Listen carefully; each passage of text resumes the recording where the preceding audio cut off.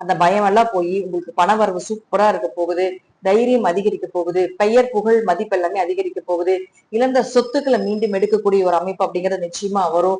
செவ்வாய் தன்னுடைய சொந்த வீட்டுல இருக்கிற வரைக்கும் யாராலும் உங்களை அசைச்சிக்கவே முடியாது அப்படிங்கிறதுதான் மேஷ ராசிக்கு ஒரு முக்கியமான ஒரு பாயிண்ட்டுங்க. அடுத்தது பாத்துட்டீங்கன்னா இந்த 20ஆம் தேதிக்கு மேல மேஷ ராசி வந்து ரிஷப ராசிக்கு போயிடும். அப்போ அதற்கு மேல பாத்தீங்கன்னா நீங்க போட்ட உழைப்புக்கு எல்லாம் 20ஆம் தேதிக்கு மேல ஒரு நல்ல பலன், பண வரவு. ஏன்னா 2ஆம் இடம் அப்படிங்கிறது தனஸ்தானம், 2ஆம் இடம் அப்படிங்கிறது பாத்தீங்கன்னா குடும்பஸ்தானம். அப்ப பண வரவு வர்றது, குடும்பத்துல ஒற்றுமையா இருக்கிறது, சண்டை சச்சரவு எல்லாமே விலகிறது.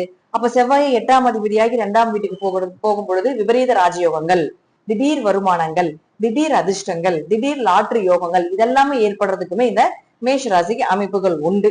அடுத்தது பாருங்க, உங்களுக்கு 2 மற்றும் 7ஆம் அதிபதியாக இருக்கக்கூடிய சுக்கிர பகவான் 4ஆம் வீட்டுல போய் உச்சமாக இருக்கக்கூடிய குருவோட சேர்றாரு. எப்பவுமே ஒரு ஆட்சி பலம் பெற்ற கிரகத்தோடவோ அல்லது உச்ச பலம் பெற்ற கிரகத்தோடவோ ஏதாவது ஒரு கிரகங்கள் சேரும் பொழுது அதற்கு ஈக்குவலா பலனை கொடுக்கும். எப்படி நம்ம கூட இருக்கிறவங்க நல்லவங்களாக இருந்தா, நல்ல பவரா இருந்தாங்கன்னா நம்ம அவரை பார்த்து அதே போல இருப்போம் இல்லையா, அல்லது அவருடைய சக்தி நமக்கு கொஞ்சம் வேலை செய்யும் இல்லையா, அவருடைய ஆரம் நமக்கு கொஞ்சம் வேலை செய்யும் இல்லையா. அது போலதான் குரு அப்படின்னு சொல்லக்கூடியவர் ஒரு முழு சுபகிரகம். அவரோட சேர்ந்து 2ஆம் அதிபதி பயணப்பட போகிறார் இந்த 1 மாத காலங்கள். அப்ப எப்படி இருக்கு அப்படின்னு பாத்தீங்கன்னா இந்த குரு சுக்கிரன் சேர்க்கை உங்க ஜாதகத்துல ஃபர்ஸ்ட் என்ன பண்ண போகுது அப்படின்னா பண வரவு தடை இல்லாம வர்றதுக்கு உண்டான வாய்ப்பை கொடுக்கும். உங்க பேச்சுக்கு ஒரு மரியாதை கிடைக்கும்.